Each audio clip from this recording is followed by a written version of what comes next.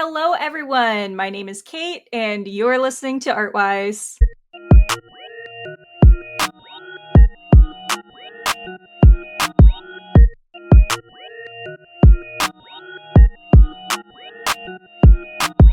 Hello, everyone. Happy Tuesday for those of you who are listening to this on a Tuesday, and happy whatever day it is that you're listening to this episode on. So, today I wanted to talk about a topic that we have touched on in the past, but I don't think we've actually dedicated a full episode to, which is building a strong portfolio of work. So, as artists, I'm sure pretty much every single person listening to this podcast knows what a portfolio of work is as an artist. But in case you don't, a portfolio is basically all your best works put together. You can have an actual portfolio. Some people, I have like a big folder full of my artwork, but you can also have like a digital portfolio. Most people will put it on either their personal websites or like a Behance or like something like that, where they'll just put all of their best works in one place. And that way, when they're either applying for jobs or they're trying to gain clients, they will direct people to their portfolio and say, check out my portfolio. And if you want to hire me, this is the kind of stuff I've done in the past.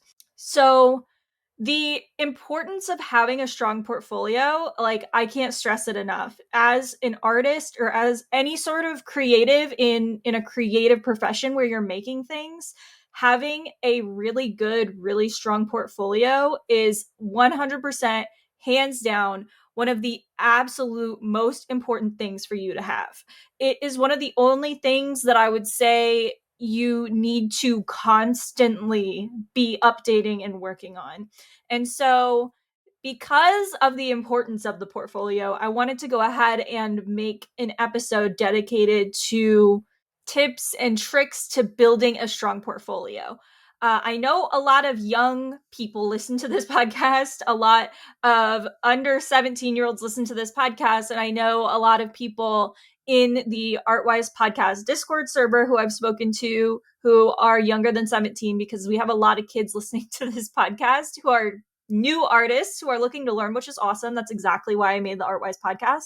And they are constantly asking me, asking each other, well, I'm too young to make a portfolio. You're never too young to have a good portfolio. In fact, if you start now, the easier it's going to be as you grow up and then like move throughout your professional career.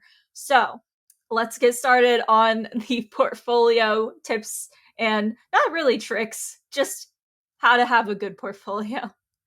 So the very first thing that you're going to want to do is identify your niche. Okay, so what I mean by that is, if you are an artist or creative, say you're a photographer, but you also kind of like to draw and paint a little bit. When you build your portfolio, you are going to want to separate your photography work from your painting work. Because if somebody wants to hire a painter and then they go to your website and it's like a mix mash of photography and then you have paintings and then you have all this other stuff, they're going to probably be a little bit frustrated because they're going to have to, on their own, sift through your photography stuff when you're probably a wonderful photographer, but they're looking to hire you as a painter, or they're looking to hire you as just a photographer. So I think it's really important to figure out the type of work that you want to pursue. Say you want to do photography and painting, that's great. You can always do both. I am a huge fan of having multiple portfolios on your website. I myself have multiple. I have a brand design portfolio that's all branding projects. And then I have a whole separate portfolio for my illustration projects that are all like fully fleshed out illustrative drawings, because they're two completely different things. And I know that my clients who come to me for branding, while some of them also hire me for illustration projects to do like merchandise and things like that, a lot of them don't really care about that. They want to see my designs because they just need like a simple branding project done, and they don't want to see how good I am at drawing when you don't really draw when you're designing. I mean, some people do. I do sometimes, but not everyone likes that. So that's why it's really, really good to go ahead, like explore, figure out what branches of artwork that you really, really like, figure out what is for you, what's not for you, and you can do it all. I would just make sure that you have separate portfolios for each. Another thing I would highly recommend for building a strong portfolio in the creative industry is by creating passion projects. I swear by passion projects. I try really, really hard to do at least 2 passion projects per month. That's one every 2 weeks. I don't always hit that mark because sometimes I get really busy with client work as a freelancer. And especially recently, I've gotten really, really busy to the point where I'm completely fully booked and I don't have time to sit down and work on passion projects. But the thing about being a creative and being an artist is there's really never nothing to do. You can always be working towards bettering your portfolio and building a really, really strong, really cohesive portfolio that will attract your clients right to you. And as soon as they see it, they'll know that they want to hire you or work with you or whatever the case may be, whatever you're looking for. And so passion projects kind of secure this because if you create a project based around like a passion, just something that you would really, really like to do. So, for example, as a brand designer, this is really easy. You would make up a business who would be like your ideal client, and you would create a brand identity or whatever it is that you do outside of that business. So this business is not real. This business is completely made up, but you made them up based on a project that you would like to work on. And the reason that passion projects are so crucial is because when you are creating design work or artwork based off of things that you really, really like to do, you're tailoring your portfolio and you're tailoring your artwork that you're doing to what you know for a fact that you're going to like. If you're a freelancer like me, this is like invaluable to you because when your portfolio is just full of, even if you don't even have a single project from a real client in your portfolio, it still demonstrates that you're able to do the work. I hear all the time designers, photographers, artists, painters, I hear them all the time be like, like none of this is client work. Like I can't I can't add any of my client work to my portfolio. That's totally fine. And nobody is going to hold that against you at all whatsoever. No one is going to say, "Oh, well none of this is like it's all fake." Like no reasonable employer, and if they do, you don't want to work for them anyway, but that's a whole other can of worms. But no employer is going to look at your work and say, "Oh, tell me about this project." And you say, "Oh, well, this is a passion project." No reasonable employer or potential client, none of them are going to be like, "Oh, so like this is all fake." Yeah, maybe the business is fake, but like you did the work. You designed the thing, like you did the work. Like it's proof that you are able to do what people want to pay you for. And so that's why it's so invaluable, and it's incredibly important to make sure that your portfolio not only demonstrates the type of work that you can do and your skill as a creative, as an artist, designer, photographer, what have you, whatever kind of work that you do. It's also so important that it's not just what you can do, but it's what you want to do. And so that's why passion projects are super important, because I know myself, very much included in this, I will take work for the money. We're not on a, high horse on Artwise podcast here. All of us at one point or another are going to have to take projects that we're not necessarily 100% passionate about, or take jobs that we're not 100% passionate about to survive. Like that's, it's just like that sometimes. Hopefully, and I hope this for all of you guys listening as well, one day you're going to be able to only work on projects that you love and that you're passionate about, and that even your real client work becomes like passion projects in and of themselves. But that's not always the reality. And to that, I would also say, if you are working on a lot of work that is not your ideal client, or it's not your ideal like job that you want to do, it was just something that you took and it is creative, but you really just took it for the money, I would not include that in your portfolio if it is really not what you want to do. If it demonstrates some of the things that you can do really, really well and you don't hate it, then that's great to include in your portfolio. But if you're saying, like, if you take on a project and the whole time you were working on it, you were like, man, I hate this. I'm really just doing this for the money. Like, I can't stand working on this type of stuff. Don't include it in your portfolio, because if you do, you might be offered work that's really similar to that. People look to your portfolio to see if you're able to accomplish the goals that they need for whatever creative project they need, like whether that's like wedding photography all the way to like a brand identity design. When people look at your portfolio, they're looking at your portfolio to see, like, okay, can this person do what I need them to do?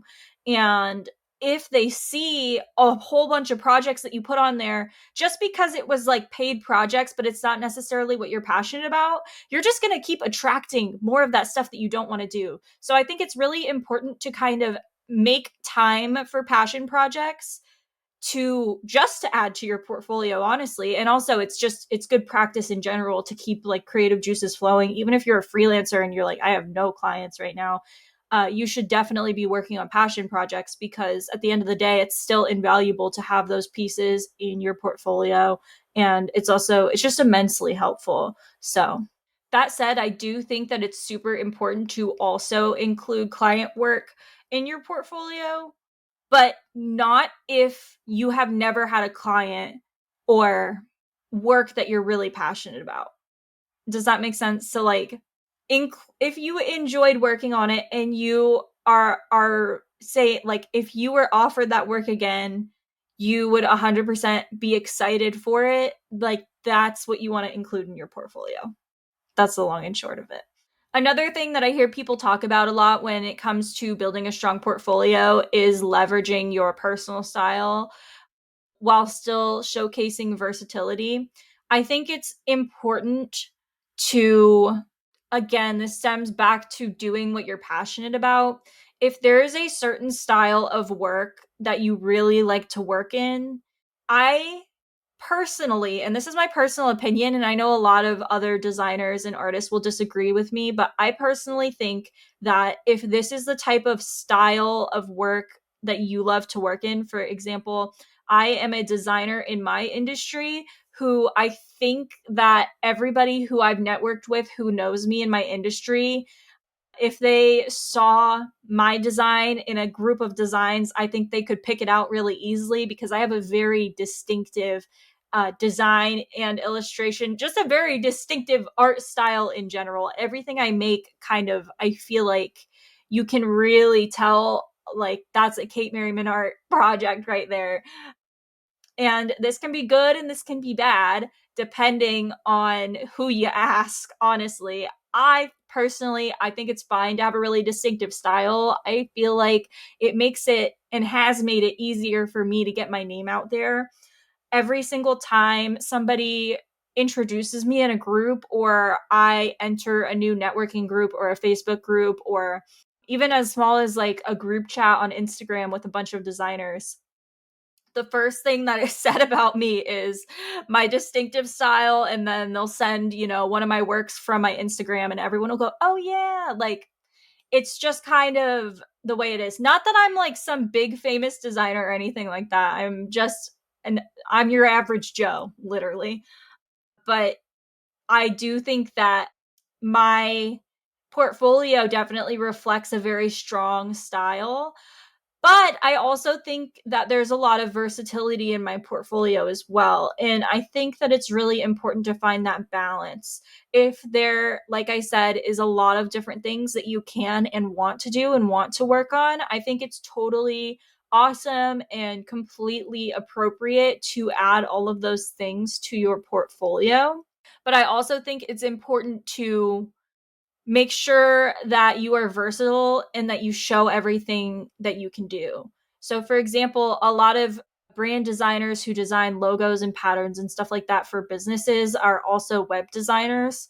I think it's important to have two separate portfolios, or a lot of people actually, what they'll do is, for the project, So, for example, if you're designing a brand for like a skincare brand, but then you also design their website, when you click on the skincare brand, it'll show you also a scroll through of the website that you designed for them as well.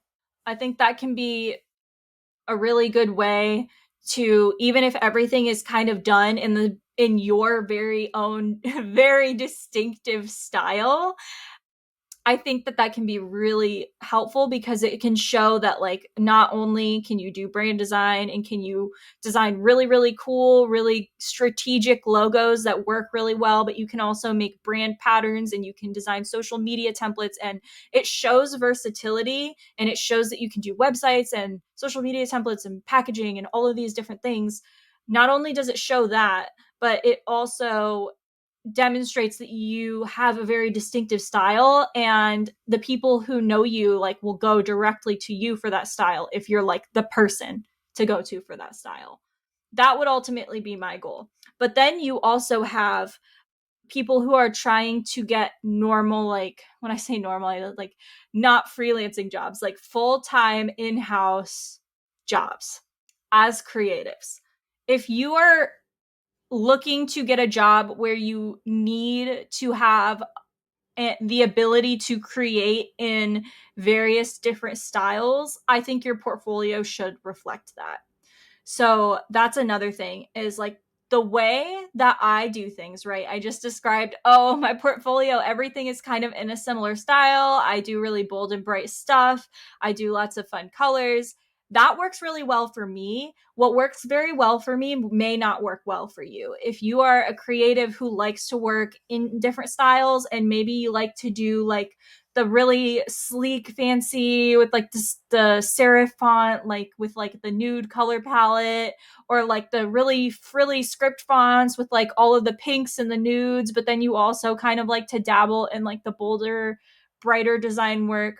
That can actually be really good and really attractive to like an agency, or if you need a full-time job somewhere as a creative that they're going to have you working on multiple different projects for different multiple different things, that can be like a really big advantage, and that can also show your versatility. So I definitely think that both are valuable, but you definitely kind of have to sit down with yourself and maybe meditate on like what type of artist, what type of designer do I want to be, because there's kind of faults to both. Because some people really want to see a consistent style, like some employers, some people that want to hire you for what you're amazing at. Some people want to see a really really consistent style across the board, which I might be more right for that. And then the next person who has a really versatile portfolio and they've done design work in like 80 different styles and they have all of this like really strong but also really versatile work, might work better for someone who they're where in the job or the project that they're going to be hired on, they're going to have to work on a lot of different things with different styles. So it just depends on your goals as a creative. A really good example of this, I think, is wedding photographers. A lot of wedding photographers, I've noticed, they have like a really distinctive style and they have something that kind of sets them apart from the rest. But at the end of the day, like your entire portfolio, if you really want to focus on weddings and you don't want to do any other type of photography, you don't want to do family portraits or uh, excuse me, I'm not a photographer, so I don't really know a lot about this, but if you really want to like niche down and like do exclusively, like you want to travel for weddings, your entire portfolio should be weddings. You shouldn't have like random, pictures like from family portraits if that's not a service you offer. So there's like a lot of things that you really have to look at, because at the end of the day, I think there are thousands of portfolios that all look completely different from each other. And the success of the portfolio is at the end of the day really going to come down to what are your goals as a creative?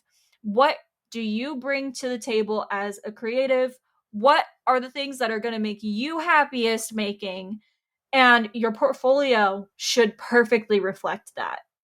I think if there's something really specific that you want to get into, that you should just stick to that for your portfolio and not add extra crap just because somebody told you that it had to be more versatile. At the end of the day, whatever feels right to you and whatever your favorite works are likely what's going to work best for you in your portfolio. And obviously, if you have a creative mentor, or even if you're in the Artwise Discord server, which as always, there's a link to it in the description of this episode. But if you have somebody that you can go to for advice, by all means ask them and they'll tell you. But also you have to remember, like, to take advice with a grain of salt, because everybody's going to have a different opinion and it's going to be based on their experience in the industry and what works best for them. Right now, I can tell you immediately, when my portfolio was too versatile and it had a lot of crap in it, and my illustration work and my brand design work wasn't separated, I didn't get half the inquiries that I got since I have updated it and continue to update it. And that brings me to my next point about portfolio projects, which is you need to be continuously updating your portfolio. I think it could be really helpful or beneficial to actually go into your calendar and every 4 weeks set a 3 hour, or however long you think it's going to take you, make an event on your calendar for however long you think it's going to take you to update your portfolio on your website or what have you. Sit down and update it monthly. Or even if you feel like you create work at a pace fast enough that you're going to have more than enough new work to add or take out from your portfolio, you could do it bi-weekly. It's really up to the discretion of the creative, of the artist, and whatever works best for you. But I highly recommend, on a monthly basis, at a minimum, sitting down and looking through your portfolio and saying, okay, here's what I made this month. Two of these projects, or I don't know how many projects you do a month, right? Logo designers, I think some of them crank out like 20 to 30 logos a month. So it's kind of up to you. For me, 2 to 3 projects a month is like generally what I do. So you might sit down and you might say, okay, of these 3 projects, I actually don't want to add anything. And then you have like a nice 3 hour break built into your schedule. But most of the time, you'll say, okay, out of these 3 projects, I really, really like this one. And I think it's actually better than this piece that's currently in my portfolio. So I'm going to swap it out. Or you might say, okay, I have 3 works that I made this month, and all of them are better than everything in my portfolio currently. So I'm going to swap them out. And then that way, if you have, for example, like a freelancing business like me, and you have people that follow you on Instagram for quite some time, and it takes them a long time to kind of build up looking at you and just making 100% sure that you're the person that they want to work with, which I'm sure happens for me. I know I have a lot of followers on Instagram who are business owners, and I'm pretty sure that the reason they follow me is because they're just kind of waiting for the right moment for themselves, which is perfect, because honestly, my services are pretty expensive. I like a full branding project takes 6 to 8 weeks to complete. That's 2 months of my time. And so it's a pricey project, and it's strategic, and it takes a lot of work. And so it totally makes sense as to like why people would follow me on Instagram or follow me on social media and just kind of look at my stuff, and every so often just kind of scroll through and see what I do. And I am 100% sure that a lot of those people will look at my portfolio and just kind of give it a scroll through, because I have my analytics for my site, and I see all the time the number one page on my website that people go to is it's the homepage, because that's when you click on my website, that's the first place that it takes you to. But the second page out of all the pages on my website that people go to immediately is my portfolio. And the same people, I guarantee you, are looking at my portfolio, and then they come back in a couple months and then they look at my portfolio again. And if you're not keeping it up to date with what you're currently doing, those people might be like, oh, she hasn't done anything in 2 months. When that's really not the case. It's just like, you can't really be lazy about your portfolio, because it's the number one thing that's going to get you work at the end of the day. Something else that I want to talk about too is a lot of people are like, I don't know how many pieces to put in my portfolio. So I think, like I said, you can have multiple portfolios and you can separate them. If you're a photographer who's also a painter, you can have a photography portfolio and then you can have a painting portfolio. I wouldn't put more than 10 pieces in each portfolio, and that's stretching it a little bit. I think for me, I have 9 in each one on my website, and it's organized in such a way that I just think 9 looks nice because it's 3 by 3. So it's a perfect square, and then you can click on it and it'll take you to the whole project. So I personally have 9. I would not do more than 10. If you want to do like a 5 by 2 or like however you want to have it laid out on your website, personally, that's what I would do. I would also recommend having a digital portfolio of some type. A lot of employers will ask for a PDF. I personally prefer it on a website, but I know that certain employers are definitely a little bit weird if you have a website because, and I didn't even know this was a thing until recently because about a year ago I had a job interview and I got called out on it. Certain employers do not want you to freelance. I think that's the stupidest thing I've ever heard. And honestly, if you want my personal opinion, and again, this is just my personal opinion, I would never in a million years take a job that said that I couldn't freelance on the side in addition to having that job. I think that's ridiculous. When I was in that job interview and they asked for my portfolio and I sent it to them and they said, "You have services listed on your website that you offer." And I said, "Yeah, it's like more than half my income is my freelance work that I do." And they said, "Okay, well, we're looking for someone who doesn't freelance. So if you would be willing to stop freelancing, like we can proceed with the interview." And I said, "No, that's okay. I don't, that's ridiculous. I don't want to waste any of your time. I'm going to continue to freelance. This is more than half my income. Unless this job can compensate for the loss of my freelance income, I will not be accepting it. How much does this job even pay? Because it wasn't listed, on the job posting that I saw. And honestly, I didn't even apply for that job that I got the interview for. Somebody found me. I get this all the time too. When you have a really good portfolio and you have a really good LinkedIn, which you guys can let me know if you want an episode on LinkedIn, because I've done a lot of research on how to optimize my LinkedIn to get people to find me better.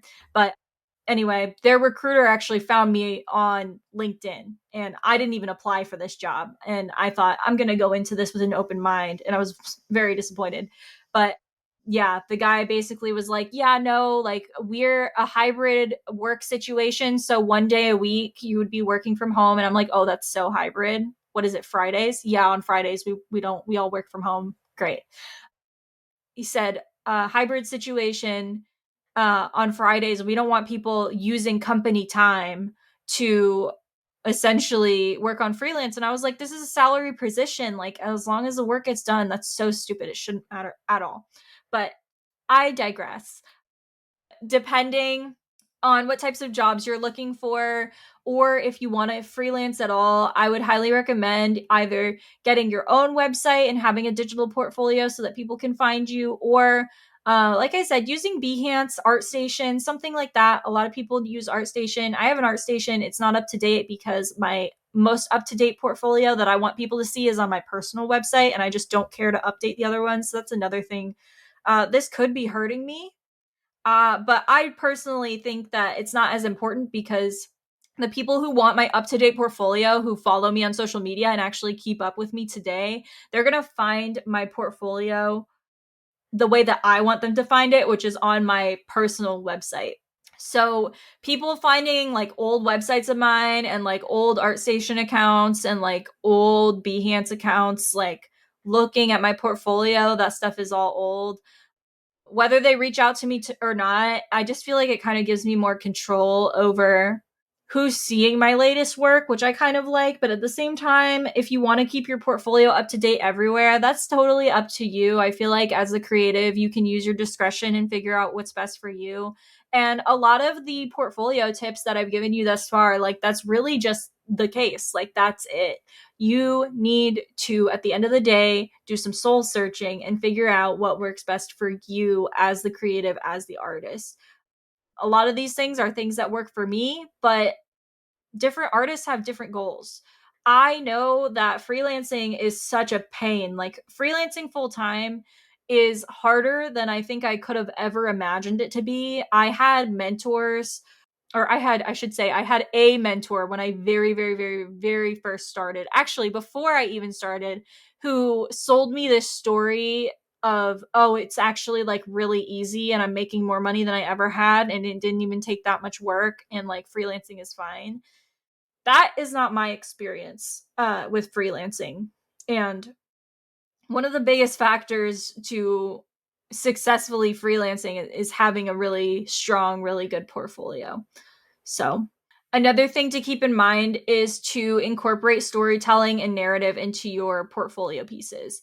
So, this is something that I didn't even realize was important until recently. And this is also, I think, a contributing factor into why I get so many more inquiries now than I did previously. Is incorporating storytelling just means people want to see the process behind what you're doing. So for example, on your portfolio, you could have like your best selling best selling, like your best image from the project as one. And then if somebody is like, "Ooh, that's interesting. I want to see more." And they click it. It should take them to a page where not only can they see more images from the project. So if you did, for example, a wedding, maybe you click on the one image and then they can see pictures from that specific wedding. Or for me, it would be like a brand identity. They would see maybe like a photo of a mock-up on my portfolio and they'd say, "Ooh, this project looks interesting." And so they'd click on it and then it would take them to a page where they could scroll through and see more imagery. They could see maybe like the logos, the brand pattern, the mock-ups, the social media templates, the packaging design, everything that I made from that project. They could see all in one place to show all of my versatility and all the things I could do. But there should also be some sort of text on there explaining what the project is. So, storytelling can look a lot of different ways in a portfolio setting. And I think that it's important every project that you have on there, you should have some sort of little written blurb. It doesn't have to be crazy. In fact, I would advise you to not make it too lengthy. Unless you're a writer. I don't even know if writers have portfolios, but I would advise you not to make it too lengthy, not more than like 2 or 3 paragraphs at most. But I would definitely write a little bit about the project and talk about how you came up with it and just kind of tell the story behind how the project came to be. I think that this helps a lot of people kind of get a peek into your process and it might make them more inclined to hire you. I've seen a lot of artists who have just the title of a work with the size and maybe the medium of the work and say, "Oh, this is gouache, this is charcoal." That's all great too to have as well. But I think the most important thing that people really want to hear from is they want to hear from the artist and why they made it and how they came up with it. And a lot of artists don't have that in their portfolio. They just have the title, the size, the medium, and that's it. They don't have any written blurbs about how the project came to be or why they created it. And if it's for an assignment or something like that, like if you're in college or you're in art school or it's for an assignment, like you can say that, but also like you're an artist. You made that. There had to be some sort of process behind you deciding exactly what to do, unless it was like a still life and you were like, "This was an assignment. I was assigned to copy this." There's so much more that you can say in addition to that. Like, why did you choose the lighting to be this way? Why did you make certain creative stylistic choices? Something that people will read that's going to say, tell them this person knows what they're doing and they would be perfect for this job. It's really, really good to have that kind of thing. Something else that I wanted to talk about is addressing gaps in your portfolio. So, in order to do this, I think a lot of artists and creatives are kind of blind to gaps in their portfolio. I think a lot of the times they don't even notice if something is missing or something is not quite there in their portfolio that they need. And for this, I would highly recommend, and this is just a good piece of advice in general for anyone who listens to Artwise. You really need to find a mentor of some sort who can look at your stuff and give you good feedback that you trust. The reason I say this is because a lot of people will post in random Facebook groups and they will just take advice from the most random people. And if you're a beginner and you just started and you think any advice is good advice, that's up to your discretion. But personally, I would not take critique. And I've said this before on this podcast. I would never take critique from somebody who I didn't trust. You don't want to take bad advice when it comes to your art career. Your career as a creative is far too important to be taking bad advice from people who don't know what they're doing. So that said, I think everyone listening to this, I think it's important to first of all find a mentor that is in their niche, or at least has been at one point, and like kind of knows what it's like. So someone who's in a similar creative path as you. This could be anybody from like your art teacher.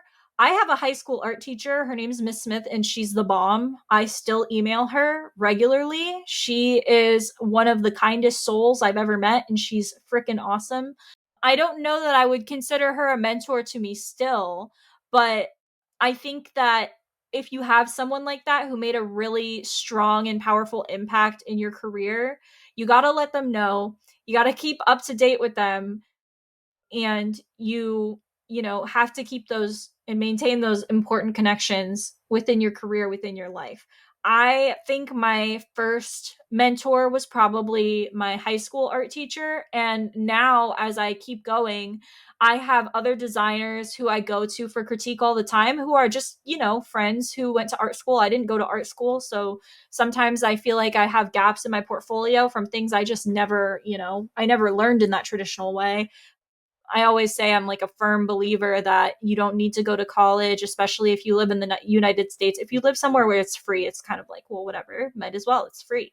But if you live in the US and it's super expensive and you're going to have to go six figures into debt, it's not necessary to have a successful career in art. I'm living proof. And I could give you a list of like 30 other people who are also living proof that you don't need to have some big fancy degree from like the most expensive art school to be able to have a good, strong, and professional career in the creative industry.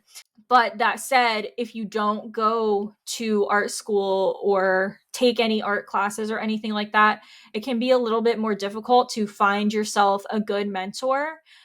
But I will say there are plenty of people out there willing to help you. If you are listening to this podcast right now, you're already doing the work. You're already looking around and trying to find people to mentor you and to give you advice regarding your creative career. So you've already taken the first step, and that's amazing, especially if you've made it this far into the episode without stopping it. I'm so proud of you, and you're doing all the things that you need to do to better your art career as an artist, as a creative, as a whatever you do. You're taking those steps, first of all, and second of all, if you didn't go to school and you're not quite sure where to find a mentor and or where to find somebody who can look at your portfolio and look at your work and give you feedback and say, oh, I think you need to do this type of project because like you're missing something and blah blah blah. Like for example, the other day, Carly, my friend Carly, she was just on Artwise recently. Her episode was about synesthesia.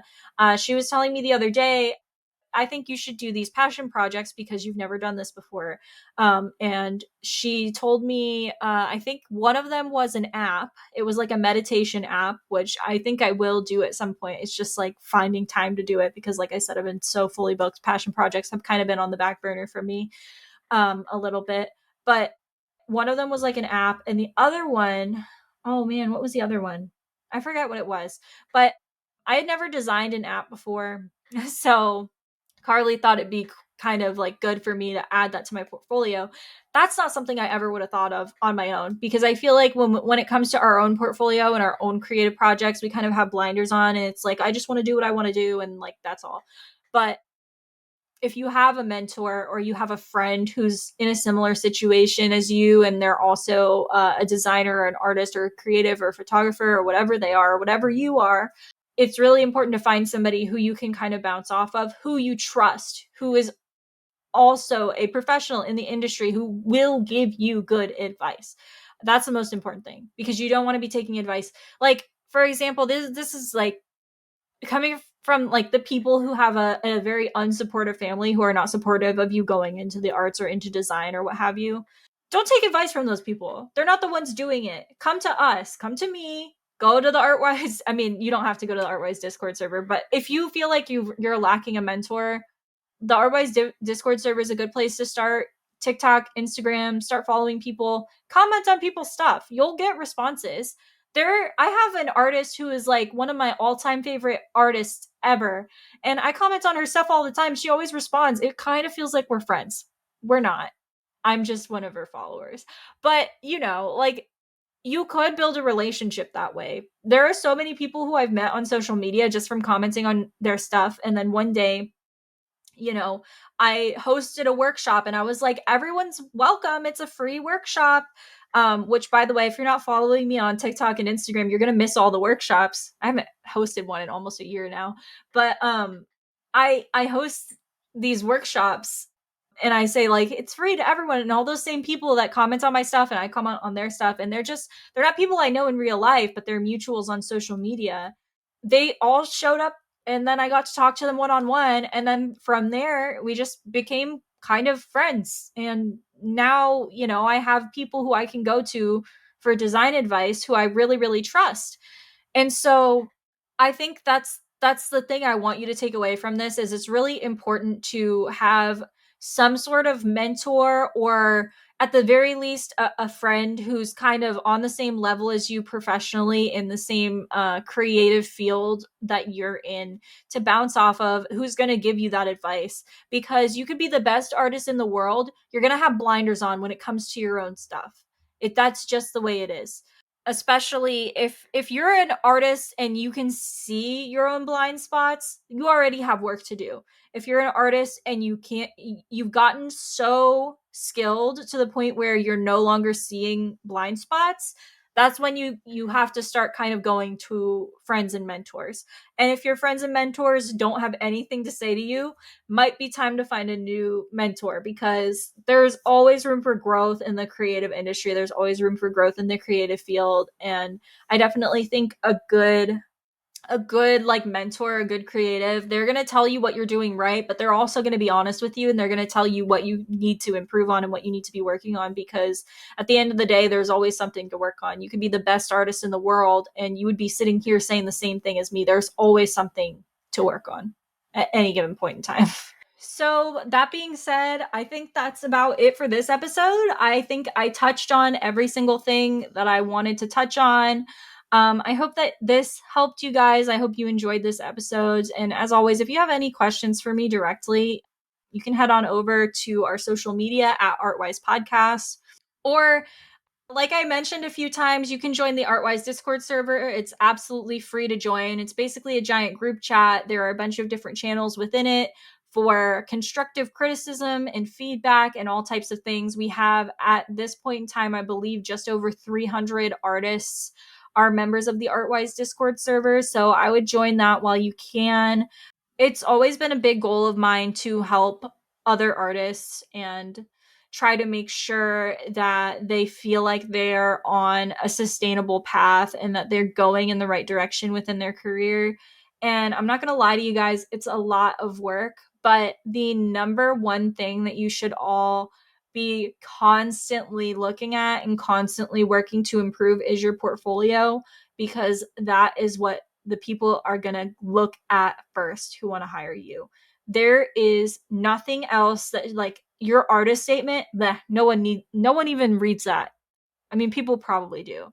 But what I'm saying is the first thing that people go to look at is your work. How strong is your design work? What gaps do you need to fill? And so, that said, I think, like, at the end of the day, before I close off this episode, my final tip to you would be you need to constantly be looking at your portfolio and taking your portfolio into consideration. It shouldn't be something that you just make one day and then you just don't touch it for years. It should be something that is constantly ever evolving with you as an artist, with your goals as an artist, with the things that you want to do with your career, because it's kind of like your face in a way. Banksy, no one knows what that guy looks like everybody knows what his art is. No one even knows who he is. Everybody knows his art. You look at a Banksy, you immediately know it's his.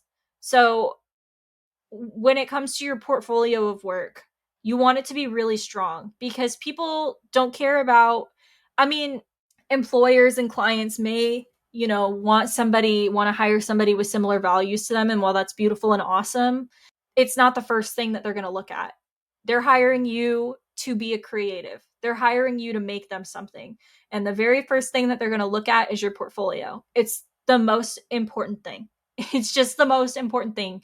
And so I can't stress enough that I would want all of you listening to this to, if you're going to take away anything from the episode, take away, you need to do some soul searching, figure out exactly what you want, tailor your portfolio constantly over time. Like set a regular schedule to look at your portfolio and add and take things off and constantly evolve your portfolio so that it grows with you, because you don't want to have a portfolio that you made 5 years ago that you haven't looked at or touched and then be applying to jobs with it when it doesn't reflect what you can currently do right now and what you want to be doing right now.